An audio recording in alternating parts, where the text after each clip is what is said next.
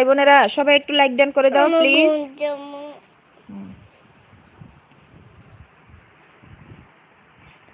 আমাদের পাশের জেলা মাগুরা, ওখানে আসিয়া নামে একটা মেয়ের উপর নির্যাতন। ও আচ্ছা, ওই মাগুরা। আরে ওটা তো সারা বিশ্ব জানে। ওটা তো হচ্ছে আসিয়া। উনি বলতেছে আসিয়া কিচেন, মানে ইউটিউবে কাজ করে উনি। একটা মেয়ের উপর নির্যাতন হয়েছিল, সারা বাংলাদেশ বিষয়টা নিউজ হয়েছিল। কিন্তু যেটাই বলেন না কেন নিলয় ভাই, যেটাই বলেন না কেন ভাই, কিন্তু ওনার মায়ের উপরে নির্যাতন করাটা ঠিক হয় না, বুঝছেন? এখন বর্তমানে পরিস্থিতিটা জানি না, এটা সারা বিশ্বই দেখে, সারা বিশ্বই জানে।